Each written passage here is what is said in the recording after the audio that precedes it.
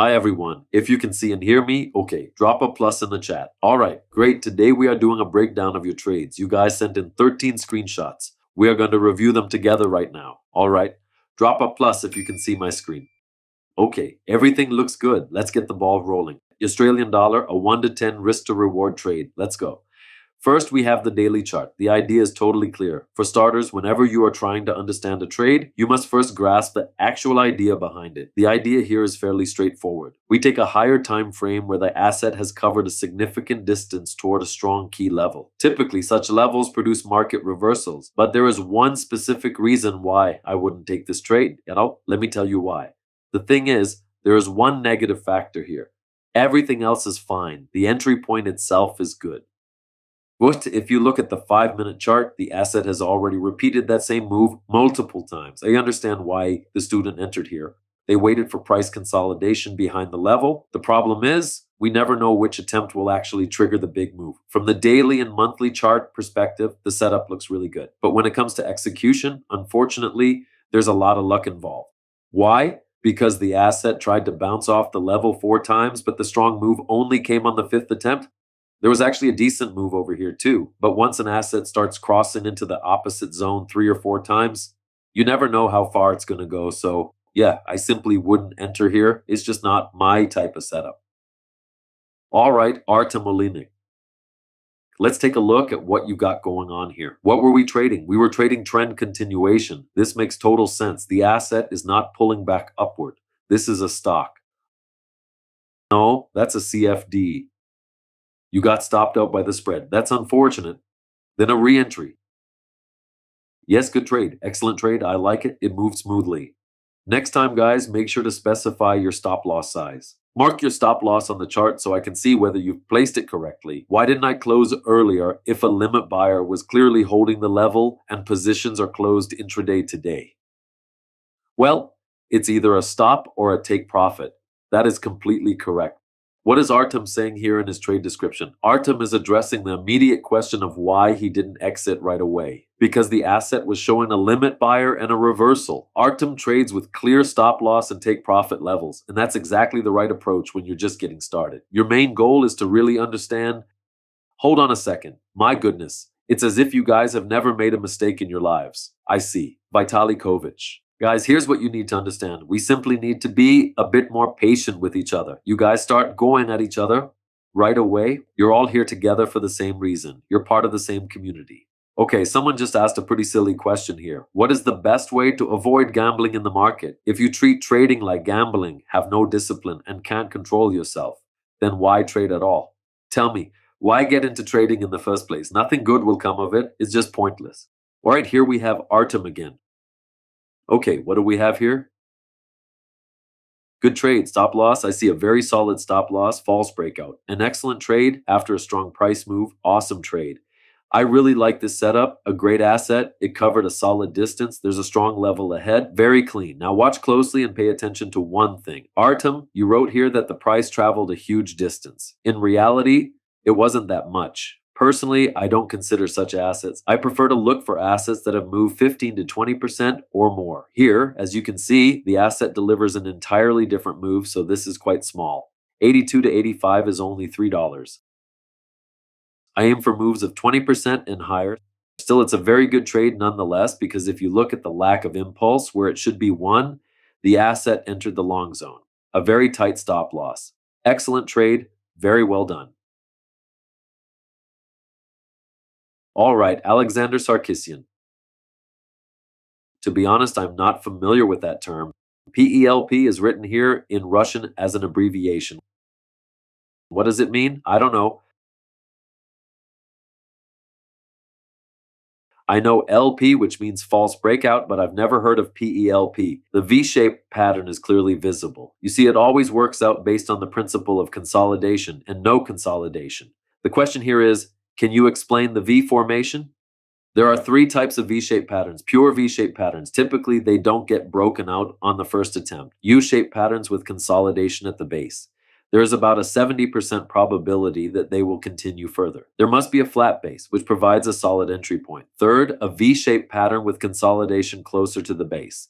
This is the strongest setup, offering over a 70 to 80% probability. Here, the odds are even less than 50-50. The asset has already completed the V formation, and without a flat base or any consolidation below the level, it's very unlikely to continue higher. In this case, I understand why you decided to go short. It is an entirely normal, rational decision.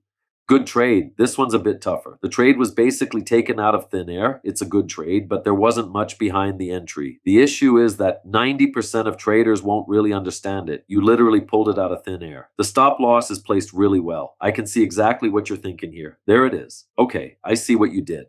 But this is slightly different. You traded a V-shaped pattern with consolidation at the base. What we likely have here is a slightly different setup. The setup here is that after entering the short zone, the asset does not pull back. That is a slightly different setup. A V-shaped pattern is when the asset moves, completes the V-shaped pattern, and then attempts to hold its ground right there.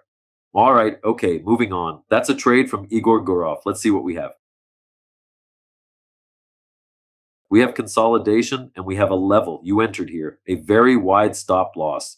You can see it hasn't fully formed yet. The asset isn't ready to move. And don't forget to look here. The core issue with this specific setup. Here's the daily, here's the hourly, and here's the 5-minute chart. The main problem is that the asset is still stuck inside a range. In simple terms, what the trader was trying to execute is the so-called base breakdown. Basically, it's a sharp price move out of the accumulation zone. That said, there wasn't enough accumulated energy to pull it off. To put it bluntly, it just ran out of steam. There's also a big problem. The asset has a level sitting very close by. See, there is a very strong level right here. That's why you need to factor all of this in and be choosy about the trades you take. The hourly chart looks fine here, but the asset simply lacks sufficient room to move. You might have had enough potential for the move, but more likely, it just hadn't built up enough energy yet. All right, solid line of thinking. The level originates from here. It's a valid level. What do we get here? 6.09? This pattern is called the lack of expected impulse, where it should be one. Let me draw it for you so you understand how it works. Occasionally, an asset forms a strong level. Imagine that the setup looks absolutely ideal for an upward breakout. The asset approaches on small bars, having accumulated energy. Everything points to a breakout, yet upon entering the long zone, the asset fails to break out and immediately pulls back. This setup is called the lack of momentum, where it should be one. In other words, where impulse was supposed to occur, there is none. This means that the asset will not move higher, so you can short it. If you look at this chart, that is exactly what happened. See, right here at 6.09, here is the level. The asset broke out the level and entered the long zone, but failed to generate any upward impulse. So the price slipped back below the level into the short zone. That is a classic lack of expected impulse, where it should be one. Guys, please keep the profanity out of the chat or I'll have to start banning people. Seriously. Hello, Mr. Gerchik. I'm trading medium-term active trade. Extended move, upward gap stalled, lack of power, key level. See a major advantage here? The trader, Danny Screech, clearly articulates what he is trading. See what happened here? This is called a trend following false breakout. Let me sketch out what a trend following false breakout looks like. Look closely. The asset is trending downward. You have a level. The price enters here. This is a very clean pattern that helps tremendously. The price attempts to enter the long side and immediately returns. This is what we call a trend following false breakout. These are very powerful setups. Here, we have a lack of expected impulse where it should be, coupled with a trend following false breakout. This setup indicates the start of a downtrend. The asset enters the long zone and instantly reverses back into the short zone. A very solid pattern. I really like it. I love these kinds of setups. Awesome. Do you think I should widen my stop loss by the spread to avoid getting stopped out too early? In theory, yes. However, Vitaly at Gerchik Co, we offer Gerchik Co stocks, where you can trade real stocks. Timur, please share the link. And you won't have to deal with CFD issues. Gerchik Co features Gerchik Co stocks. It is dedicated purely to stock trading, so spreads won't be an issue there. Solid trade, no questions asked.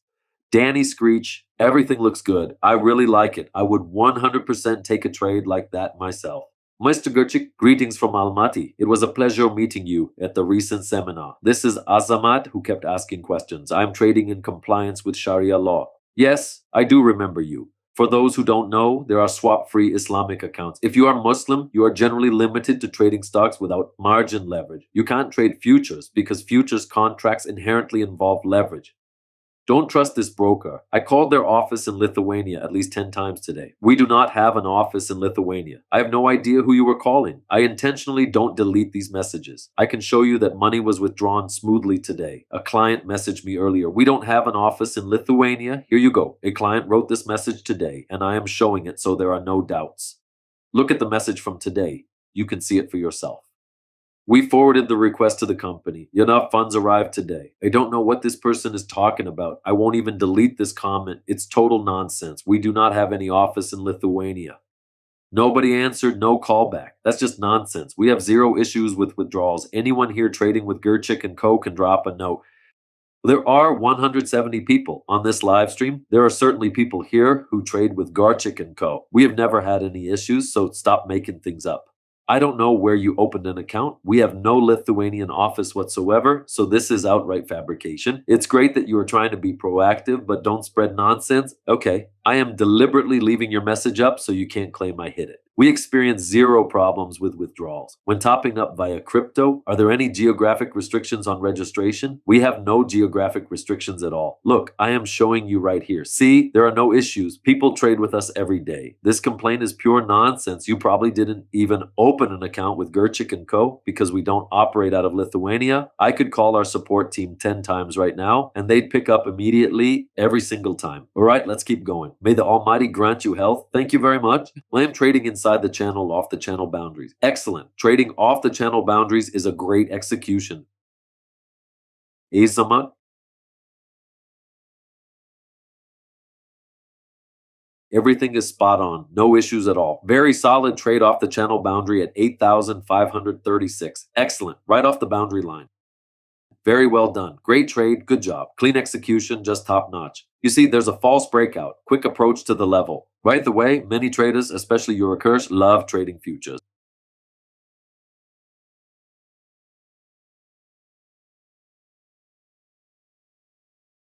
I'm ending you a trade for review. Breakout of level 76.04. Okay, I'm glad this trade came up, guys. Lately, if you want to go long on futures, do it exclusively from the lower channel boundaries, catching reversals like this. Breakouts on futures simply aren't working right now. Breakout strategies on futures are failing, so try to avoid these kinds of long breakout setups altogether. They aren't working and they won't work in the current market environment. All right, this is Nikita Bailov. Let's take a look. What do we have here? Okay, this looks like a false breakout setup. Generally, you should trade a false breakout here. Right, this is the first pause after a 300-point move. Yes, I can see everything. See the initial pause, a completely independent setup, very distinct level. Great, good setup. The asset failed to make the expected move following the false breakout. Too bad. But it's a decent trade overall. Good job, Nikita. Mr. Gerchik, what would you say is the ideal amount of time to spend learning trading each day without overdoing it and burning out? Well, I'd say 2 to 3 hours a day on theory. That's essential. And then you need to apply what you've learned in the market. If trading is what you're truly passionate about, you need to put in the practice. I'd recommend 2 to 3 hours a day. Our Trading Fundamentals course is structured over a 3-month duration. I strongly recommend a steady, measured approach to learning. Why? Look at how I started my day with you today. Whenever I spot something interesting, I have my pen and notebook ready, and I write everything down. Whenever I see an interesting pattern, I immediately take a closer look and analyze it. All right, long trade, level at 5.96. Okay, an immediate observation. Actually, you know what? Well done. Excellent work. I was just about to find fault here. Who submitted it? David Kachaturov. But there's virtually nothing to criticize. See that David wrote 6.01? That is absolutely correct. If your level sits right next to a round number, it is always better to enter after the round number. Kudos to David Kachaturov. There was a pending entry order at the 6.01 level. Excellent trade, absolutely gorgeous with a tight stop. Just superb. Well, good afternoon, Chief. Could you tell us if there is an intermediate course between fundamentals and evolution? Evolution is a full 1-year or even 18-month training program, whereas Trading Fundamentals is a 3-month course. These are two very different things. In evolution, you're being literally taken by the hand and guided through every step. David, awesome trade. Excellent. Good job. All right, Nikolai Dubrovka, let's go.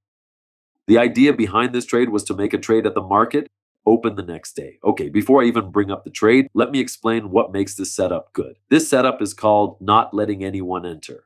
What does that mean? When an asset has covered a long distance and makes a sharp move against the prevailing trend, it means, mind you, I haven't even looked at whether the trade was executed well or not yet, that there were still sellers who didn't manage to close their short positions.